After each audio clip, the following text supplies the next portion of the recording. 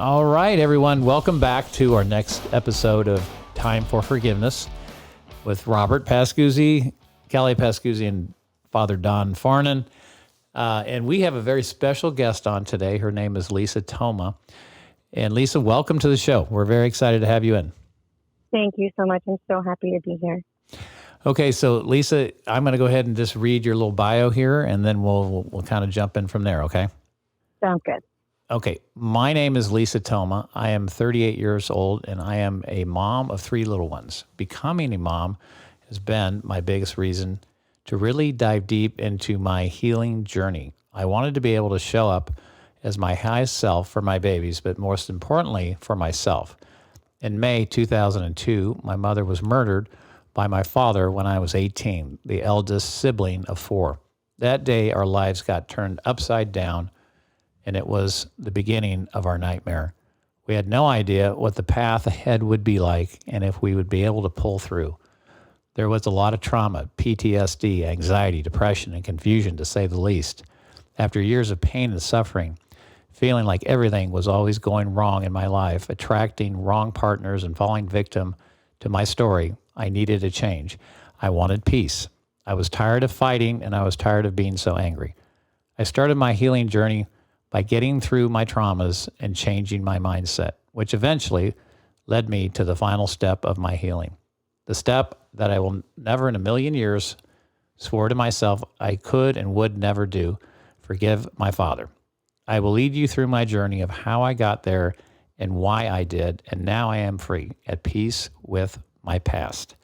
Wow, that's just amazing, this reading that piece, Lisa, and we're so grateful that you were willing to come on and share your story and your journey, because I know this is going to be a powerful episode and it's going to impact a lot of people. So I guess, would you mind just taking us back to, I guess when this happened, and give us a little filler in, you said you were 18 years old. Can you kind of share a little bit of insight into your life at that time and what was going on leading up to this event? Yeah, absolutely. So I'm 18 and I have 3 younger siblings. We're all about 2 years apart, except for my little brother. Him and I are 10 years apart. And, we did grow up in a home where we did receive a lot of love, but there was also a very toxic relationship between my parents as well. And unfortunately, the children are the ones who suffer the most through that, right? So there was a lot of arguments, there was a domestic abuse, and leading up to all of that, my mom was trying to figure out what was the safest way to leave the marriage and all of that. So we were a part of that. And, my mom did openly talk to us about it. And we kind of just went with the flow, whatever came. And one day, my brother and I, we went to the same high school, and we got called down to the principal's office. And when I got down there, I seen my brother sitting in the office as well. So I found that very strange. And, we kind of looked at each other and we were like, what the heck are you doing here? And they called us in a room in the back, and there was 2 police officers sitting in the room. And on that day was actually May 1st, 2002, which was also the day of my brother's 16th birthday. So we went into the room and we sat at the table, and just my first immediate thoughts were that my mom left and got police officers to come and get us at school. Mm-hmm. That was my initial thought of why they were there and why we were called down there. And when we sat at the table, I could see that, the police officers were really struggling to get out what they wanted to say. And they basically just said that they didn't have good news, and that there was a woman who appeared to be my mom who was found in our home, and she was not alive.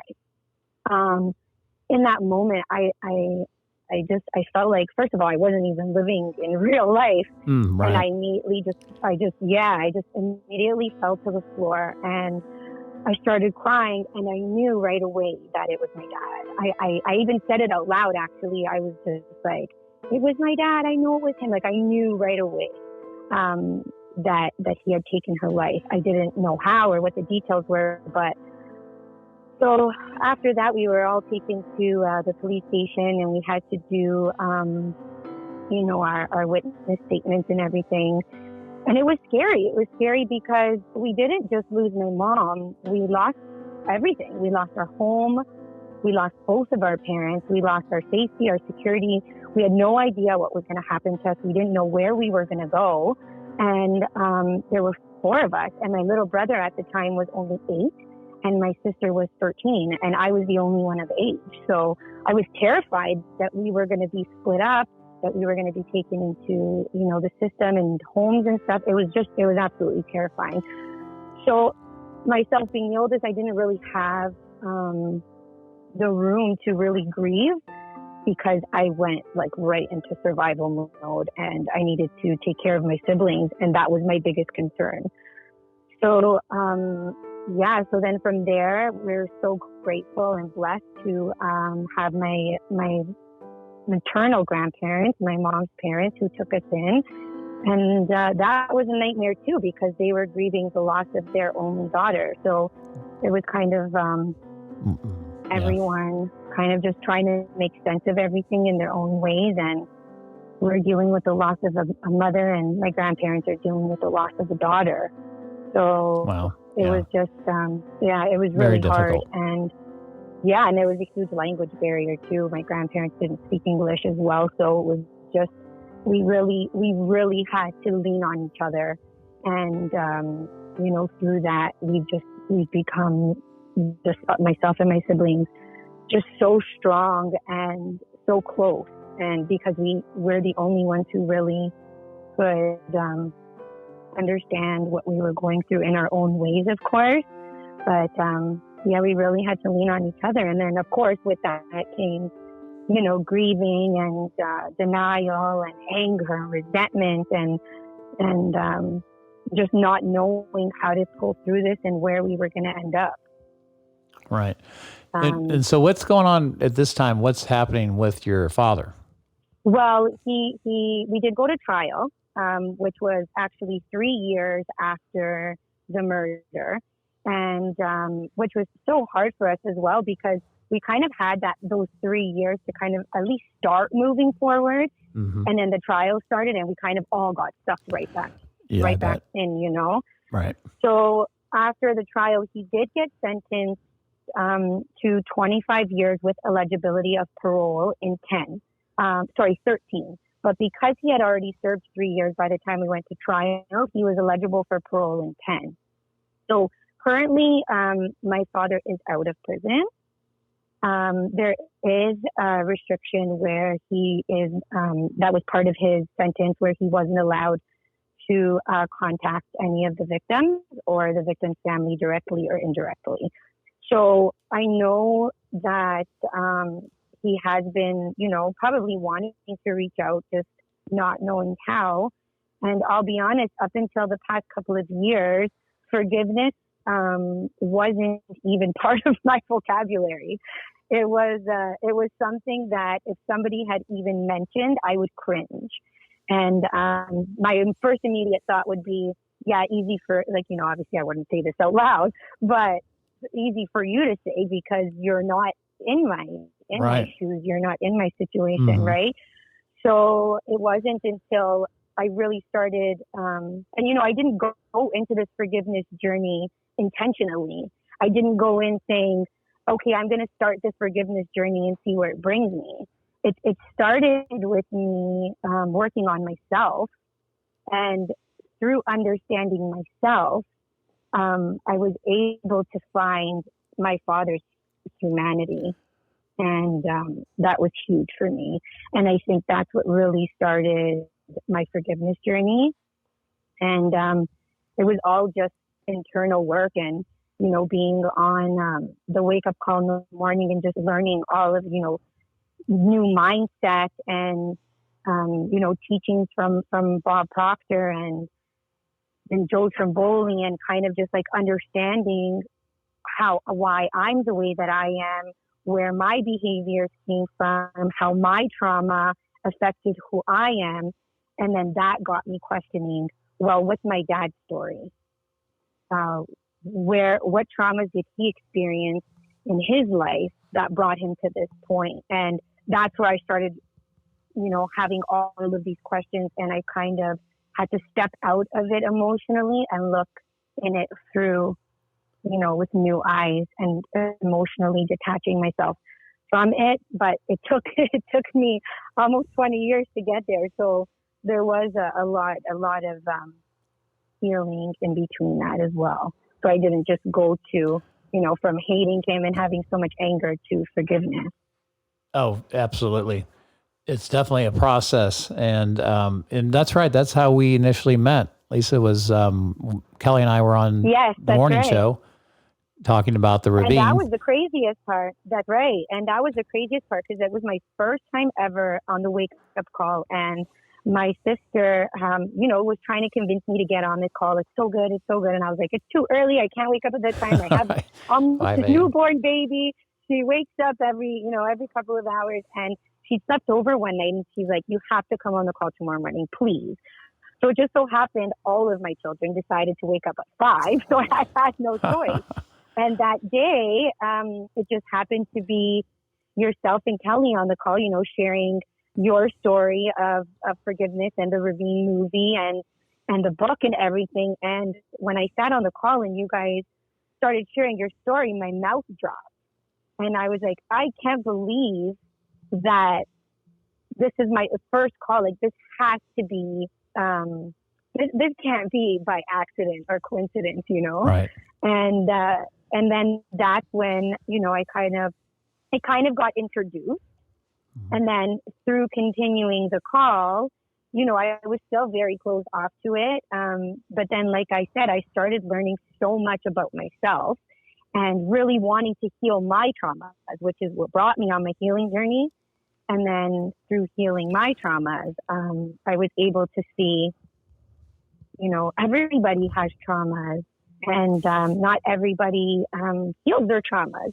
Not everybody has that self-awareness or the tools to get themselves through that. And unfortunately, my dad was one of those people who, where his anger and the traumas that he experienced in his life and everything, that brought him to do what he did, he didn't have, I guess, the resources or the tools to be his best self.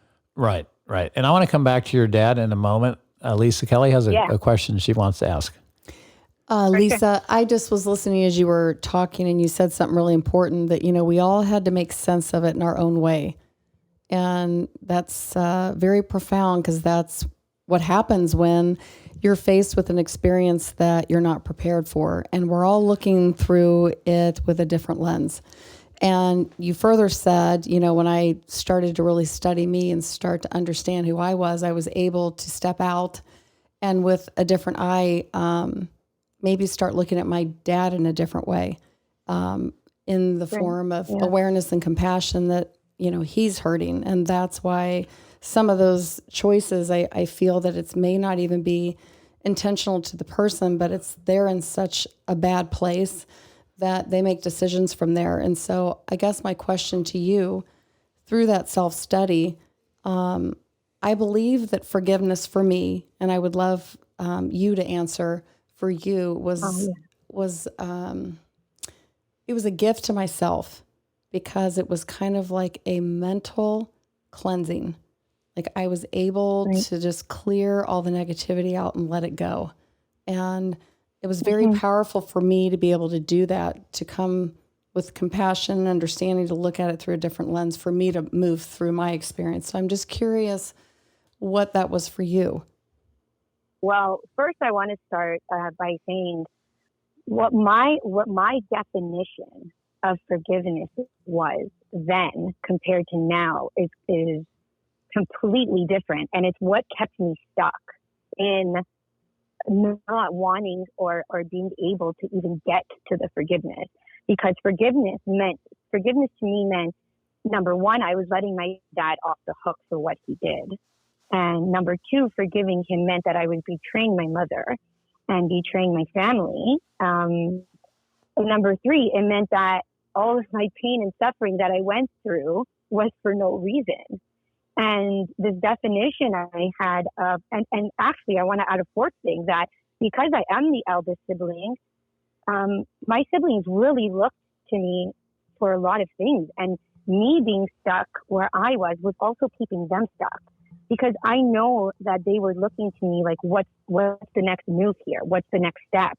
Where are we supposed to be on our journey? And I know that where I was in my journey, kind of kept them stuck right there with me.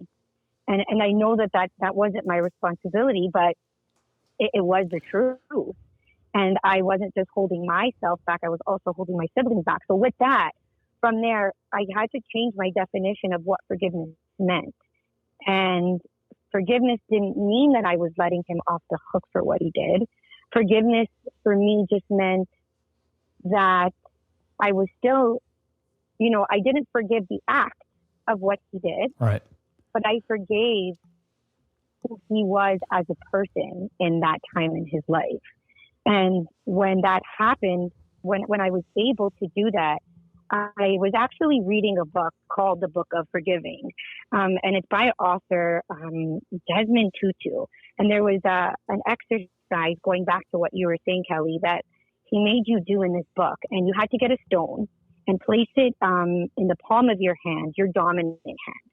And for only 6 hours, you had to hold this stone in your dominant hand for the entire day, and you could not put it down. And after the 6 hours, there was reflection questions, and they were like, what did you notice about carrying the stone? What did you notice the most? Did it hinder any of your activities?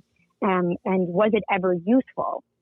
And basically what the stone represented is us carrying that burden of not forgiving. And I wasn't able to do much. I wasn't able to take care of myself properly. I wasn't able to take care of my children properly. There was so much that it was holding me back from doing properly, which was such a beautiful awakening for me as well, because that's exactly what holding on to that anger and resentment does. You aren't able to take care of yourself and your family properly, and it does hinder all of the activities that you do. So I feel like when I finally came to the point where I was able, with my whole heart, to forgive my father, it was like I had new eyes. I saw everything so differently. I felt like I felt lighter. I felt like I was able to really take care of my children and show up in my best version, in not just as a mother, but in all of the hats that I wear. And I know that there's so many people I can help through all of this, because like I said, if somebody even brought up forgiveness to me, I would be so angry, and I would be like, oh yeah. Like, how dare you? Like, even bring that how dare you? topic up? Like, you come to me, exactly. Like, would you forgive your father if he killed your mother? Like, those are the things I would say. Mm-hmm. And it's just, I feel like I'm floating through life now. I'm just taking things as they come, and I don't have to hold on to that anymore. It was so heavy. And the most beautiful thing through all of that is, my two of my younger siblings were able to let that go as well. And that did show me how much of an influence they had. And I know that they were ready to be there as well. They just didn't know if it was the right thing to do. Otherwise, they would have never gotten to that point as well, right? If they weren't already ready to do that, they would have never done it. Right. But because they did it almost at the same time as I did, they were probably ready maybe before I was, and didn't know if they could, or if it was wrong.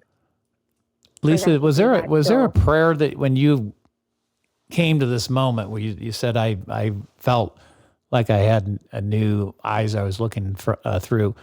Was this a prayer you said, or was this just a gradual thing that you worked up to? Or can you remember the day that you felt like, okay, I've let this go and I've forgiven him? I think it started off as a gradual thing where, like I said, as I started really learning things about myself and my behaviors and my traumas, it was kind of like I was like, my eyes were completely shut. And then with every bit of self-awareness that I received and all of these different things that I was learning, it was kind of like my eyes started opening a little bit more each time. And I feel like by the end of it, I could see everything from a whole different perspective. And I also, which was interesting, I also realized that my perception of the way that I saw this whole situation was actually so different than what it really was. I'm not sure if that makes sense. It was kind of like we didn't really have closure in all of that. So like I said before, when my siblings and I went through all of this trauma, it was the same trauma, but we all perceived it in a different way. We all saw it differently. And it was kind of like there were so many gaps and we filled them in ourselves. And we kind of like made up these scenarios or the way that we viewed my father, the way we were allowed to view my father. And we were only allowed to think of him as a monster. When, in reality, there were a lot of good things I remembered about him, but I didn't allow myself to go there. So it was kind of like I made him into this person. And then when I released everything and when I was able to forgive him, so many more of these good memories started coming to the surface that I really shoved down there. Because it was like, how dare you think good things about him? Look what he's done to you in your life, and look what he's done to your mother and your siblings, and all this suffering that he's caused you. So I don't know if I answered that question.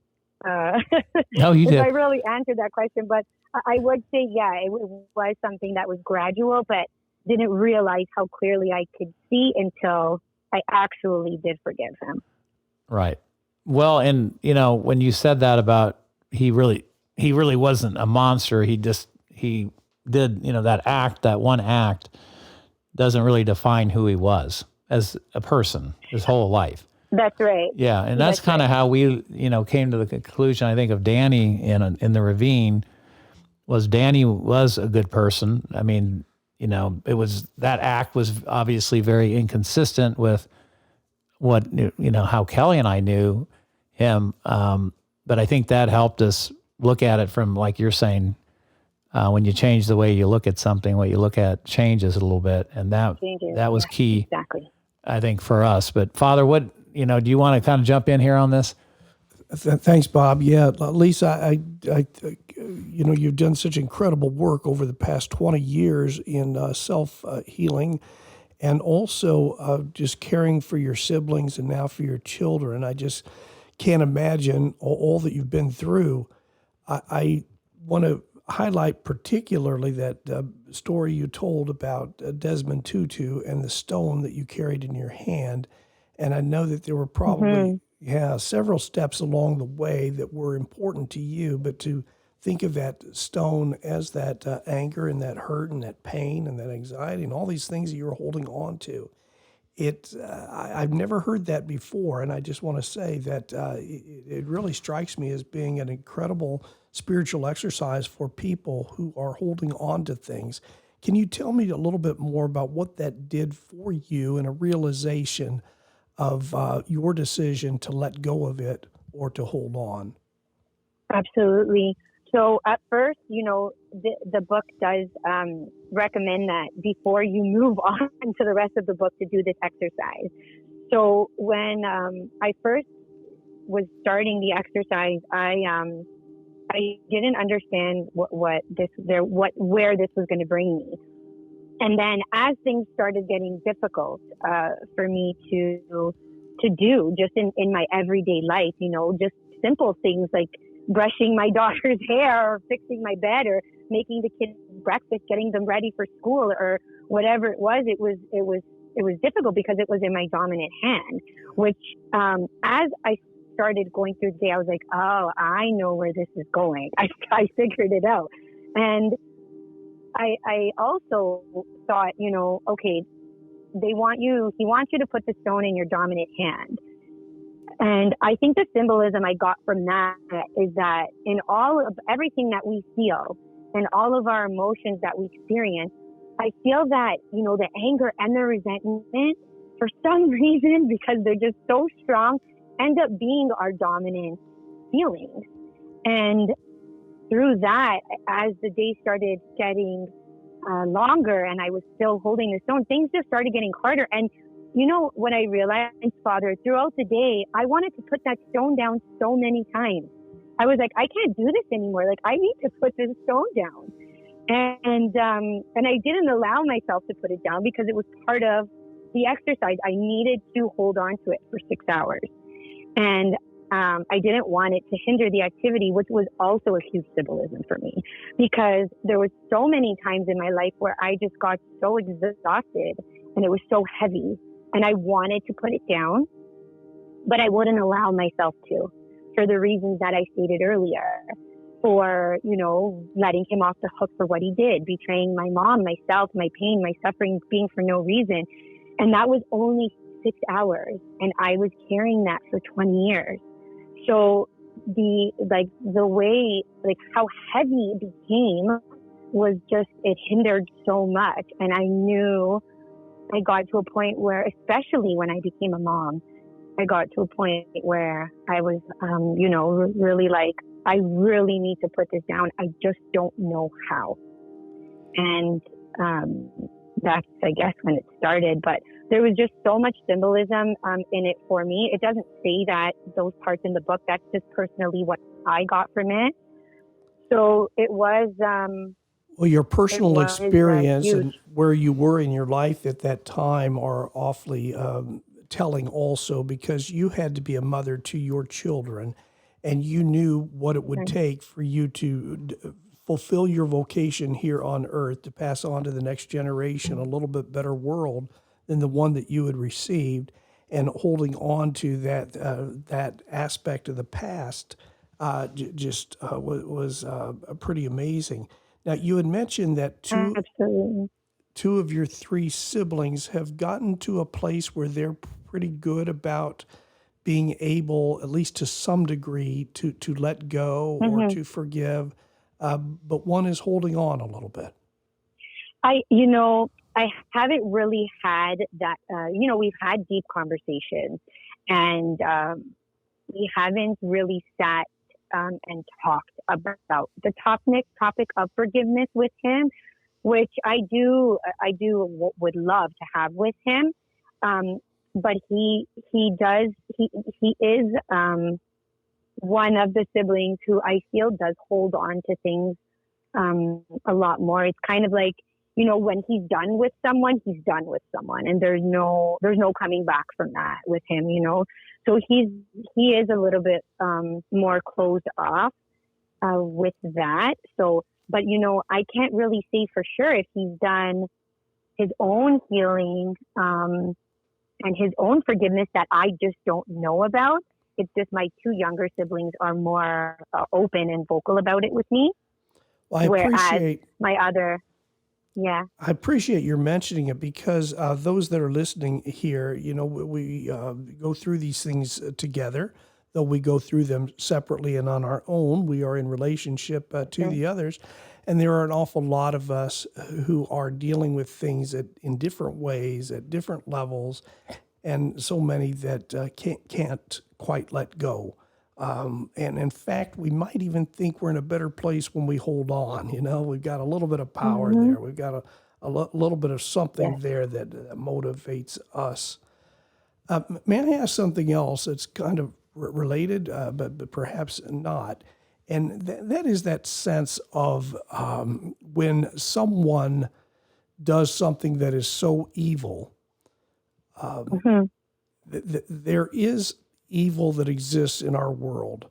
And some writers have spoken about evil that exists in individuals, that exists in communities, that exists in institutions.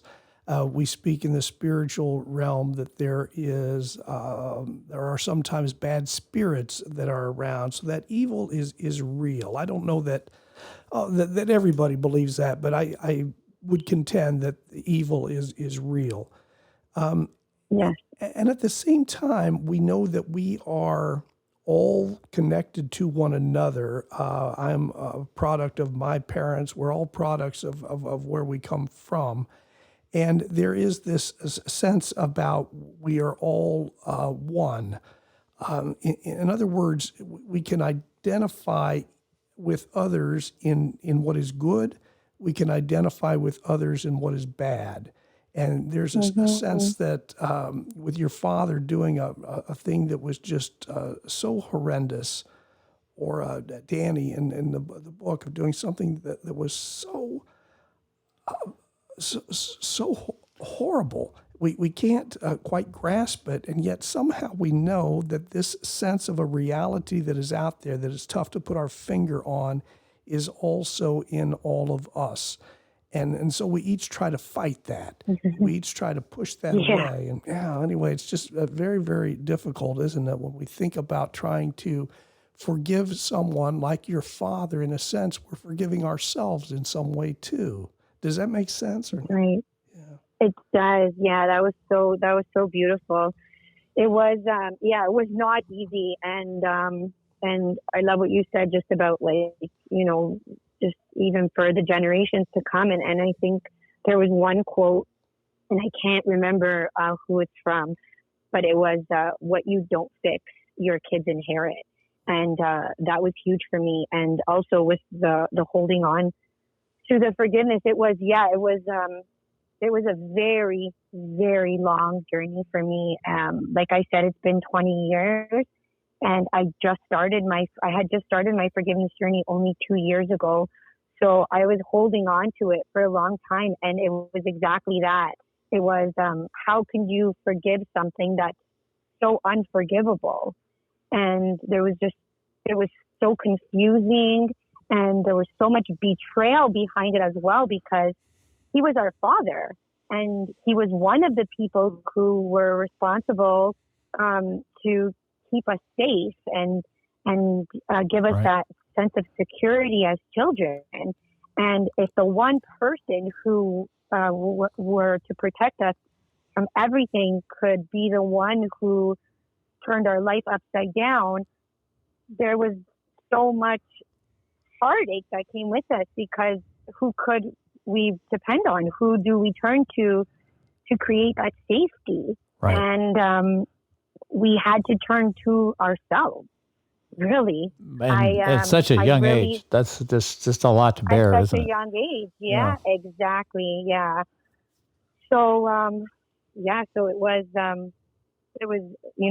I know the way I say it, it sounds like it comes out so easily, but, when you ask, my friends or people that know me, it was, and even for the listeners who are going through something similar where they just can't let go, because also I want to add that forgiveness is also viewed as a weakness, that if you forgive, you're weak.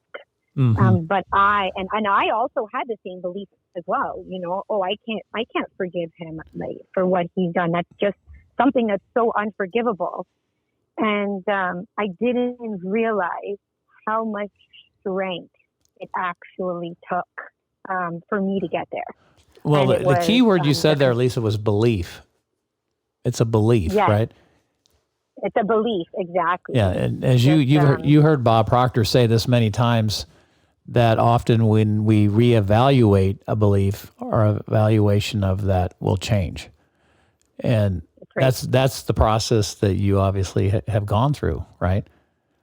I think, Lisa, I have to share personally that you have brought just a new understanding to my grief journey in regards to beliefs. One of the things that you said, and it has just caused me to pause and to think right now. I remember after the event that we were asked to move through, I was so angry with my husband because he was in the space of, he wasn't judging it, wasn't angry. It was like, I want to understand how this happened. And I felt like you just said that I cannot forgive. That's not the right thing to do, because I would be betraying my friend. And Yes, exactly. so that took It's me. very hard. Well, I'm Yeah. just saying. I think looking back, I didn't even understand that that was part of it, and I was holding on for dear life to this feeling, this awful feeling, because I'm like, I can't do that because I'd betray her. But I am That's very right. It's a aware feeling of guilt. it is. But then I would relive that emotion over and over, the anger, the resentment, and then I started becoming that. And as you said, it was kind of just a personal awareness that I have got to let this go because it's changing who I am. It's changing everything around me, and it's not for the good. But what I am so interested to ask you is along that line, and going back, I know that my friend would have not wanted me to hold on to that. But you had said something else, sometimes I knew I wanted it. Like you were talking about the rock, I wanted to let it down. I wanted to let go of it, but I didn't even know how. And I'm very Exactly. aware now that we don't have to know the how. We just have to decide that it's what Yeah. we want. But I guess, would you be willing to share, like, obviously it's baby steps. And what did that look Yeah. like for you in the beginning? The how, you mean? Yes. How did you start Yeah. moving towards that big idea? Oh gosh. Like I said, I think it was my children for sure. I had experienced a huge trauma, and I gained so much awareness of how traumas really affect you in your everyday life and how you show up in all of your roles. And also, I was exhausted. I was so tired of also being the victim to my story as well. I was so tired of being the girl whose mother got murdered by her father. But I still, at that point, did not think that forgiveness would be any part of my journey. And I did hear, I did hear spiritual sayings, and I did see books or movies or just in conversation how, people would say forgiveness is for you, not the other person. And forgiveness releases you or is the final step. And I heard all of these things before, and it's not like I was oblivious to it. And still, I was like, no way, like that's not going to be a part of my story. It was too bad. It was too hard of a thing. Like the act itself was just too terrible to even think to go there. And so I just was like, I'm not going there, but I need to focus on myself.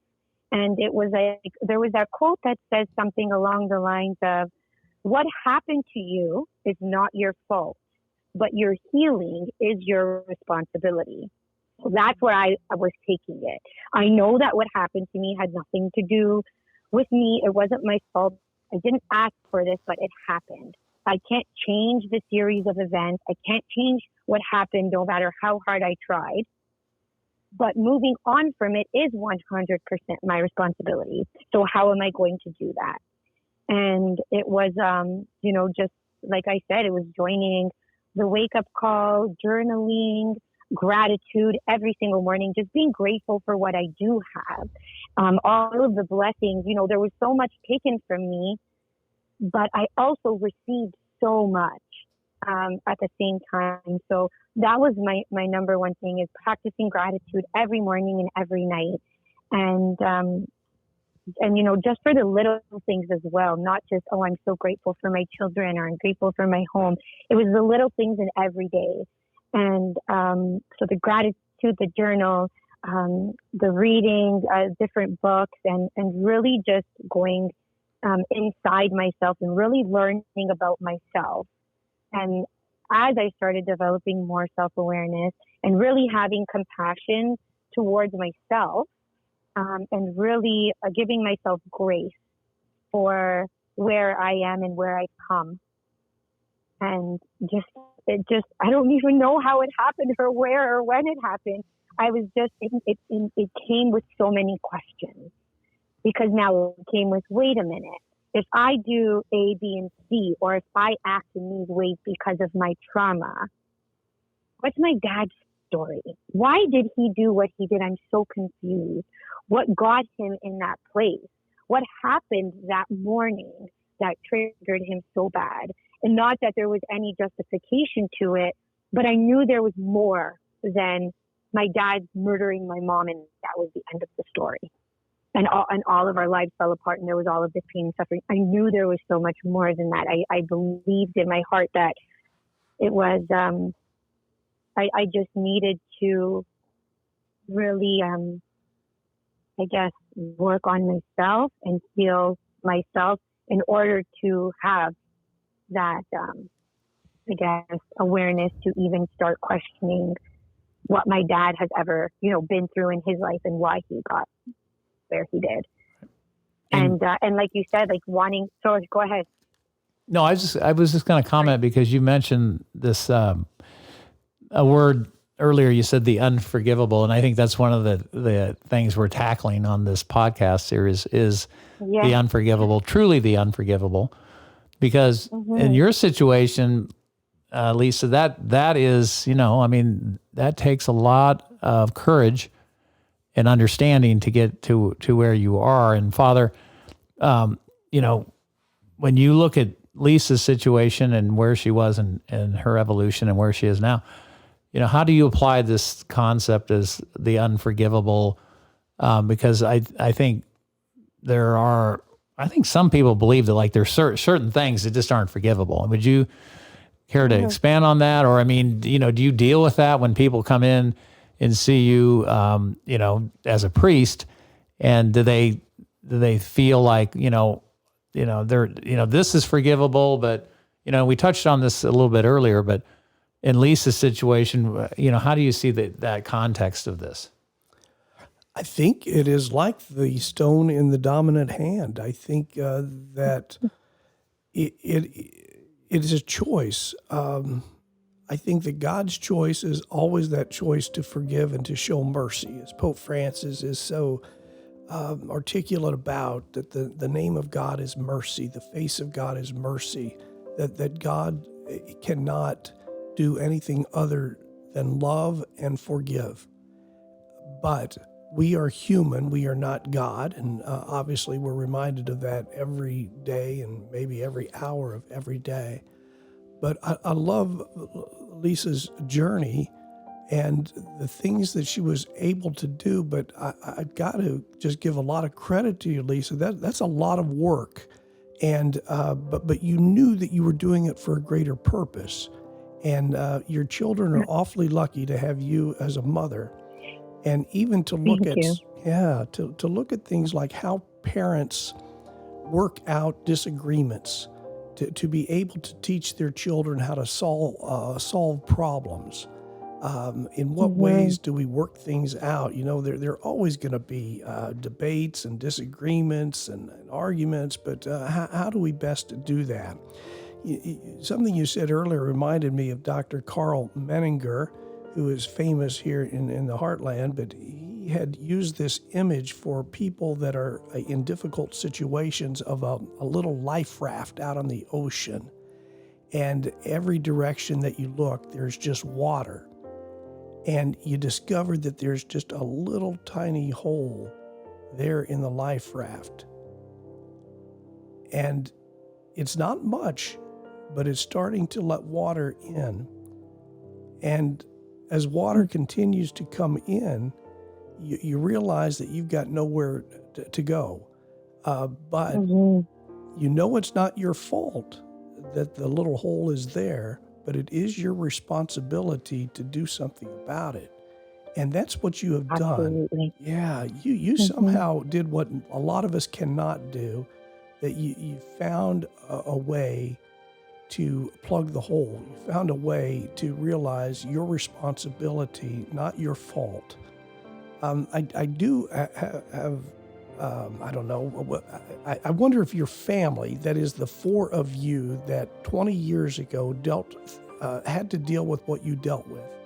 and then stayed together for a little while. And I suspect as an 18-year-old at the time, you had so many responsibilities, because usually the oldest child is also the chief babysitter and the one that takes care of lots of things. You become a surrogate mother in a lot of ways before your mother died, but after your mother died, you actually were that in such a real way.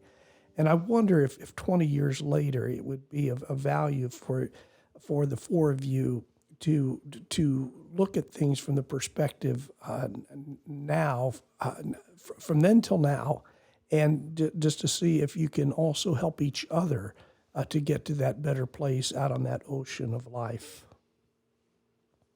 That's right. And that's exactly what I had mentioned, because, I was given a message from a friend of mine who's also on the call with me. And we were talking, and he had read this part in the book, and it was basically a message that relayed, like I said, being the eldest sibling, I know that, and I didn't realize this at the time. I was just kind of trying to get by the best way I knew how. And I didn't ever think that my siblings were looking to me for what was the next right thing to do. And I wasn't quiet about my anger or resentment or the way I felt about my father either. And I didn't realize how much of an effect that had on my siblings' healing journey as well. And I mean, I'm very, and I say that with grace, because I know that I was dealing with things in my own way. And had I known, I obviously would have gone differently. But that's exactly what I'm doing now. I feel like we're helping each other through it. And, I'm really hoping that I'll be able to have that opportunity with my other siblings. But we had to help each other through it from the beginning. Like I said, we were with my grandparents. There was a huge language barrier, and they were suffering so much as well. And they are very old school as well, too. So even just saying the word forgiveness is like forbidden in that home. So it's not something that we could have ever, experienced with them. And we had no choice. We had to lean on each other through the good and the ugly. And, there are times where we even said, like, I know this is going to sound crazy saying this, and we had a lot of those moments where, we were able to share those things. But I think the most beautiful part about it was that we were able to say those things without the judgment, without feeling the judgment from each other. I would never want my siblings to not want to share. I'm thinking of forgiving our father with the fear that I, will explode on them or whatever. Right. I think it was just us holding space for each other that made it so much, not easier, but acceptable. Easier to lean on each other. Yes, exactly. Yeah. And Lisa, you mentioned earlier, right at the beginning, that your father is now out of prison, correct? Mm-hmm. Yeah. Okay. Do you mind sharing with our listeners, where has that relationship evolved to now? Do you mind giving us some insight into that? Yeah, absolutely. So, unfortunately, I haven't been able to speak to him. Those are my intentions. I would like to know more about the story, and I do share a lot of my journey on my social media, and I'm sure that there's a lot of things that he's probably seen. I'm not 100% sure. I have heard through other people that he himself has gone on a very long healing journey as well, which, I was very, grateful to hear. It's this, which I found out obviously after my forgiveness journey. But we have to put in a request to the court or parole board or wherever it is to contact him because it is going to, if he does contact us or we contact him and he responds back, it is a violation of his parole conditions. So, I mean, that could definitely be a future podcast episode. Right. Okay. My interaction with my father for the first time, it could be like a to be continued type thing. But that is definitely my next step in my journey, is just to see and understand who he has become, who he is, his sufferings and his story and journey through all of this, because I know there was a lot of suffering on his part too, and kind of reacting in the split second of a moment. And he also, and this would have been so hard for me to say before, but he also lost everything, and not just that, but he had to live with himself every day. Right. With the guilt of what he did, especially to his children. Right. So for sure. Yeah. That is something that is going to be my next step. Well, we'll wind down here, Lisa, but it seems to me that you can provide such a powerful, wonderful example for so many of our listeners. And as Bob has mentioned, we keep coming back to this question about forgiveness. What is unforgivable, and in what ways can we offer a sense of pardon? I've often said it's so tough to forgive and forget, but sometimes we can get to a point where at least we can forgive and move on. And to grant full pardon for something so atrocious and so incredible is not easily done.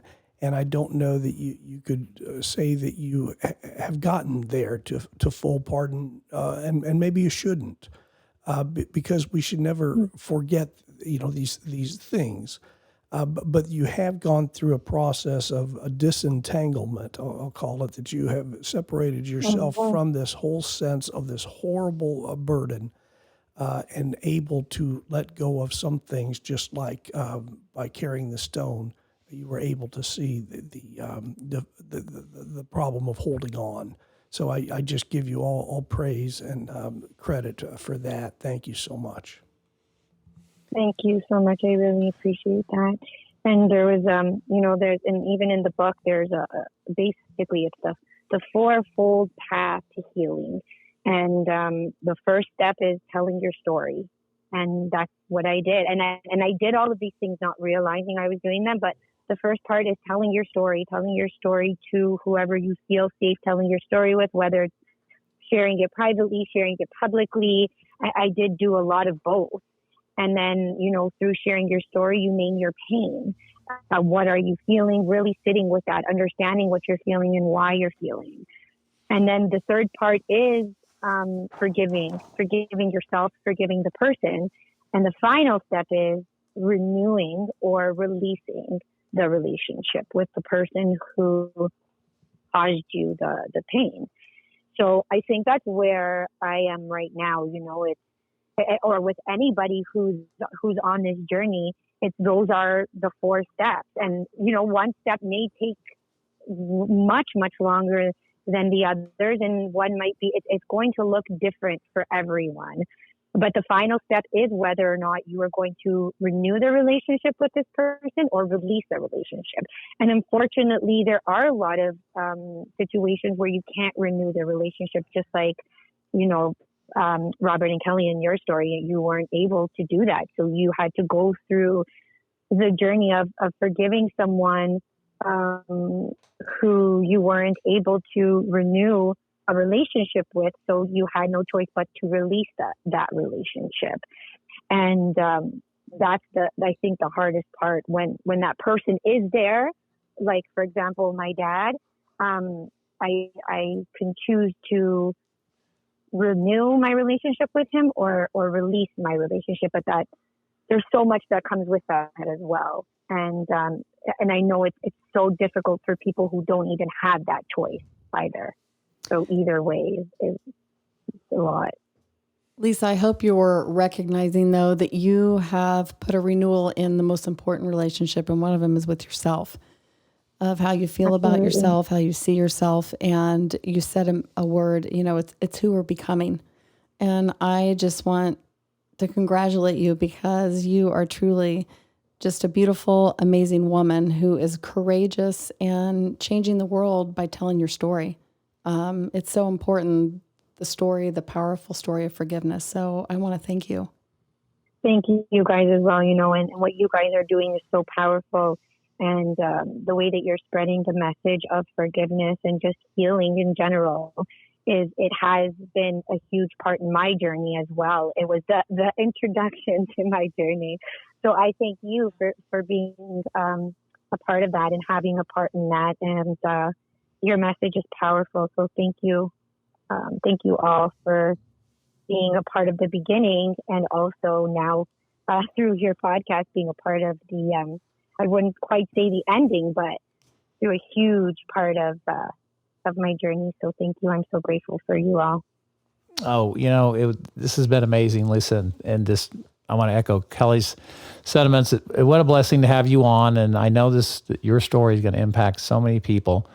And we're just a conduit here, for great people to come in and share their story like you were willing to do today.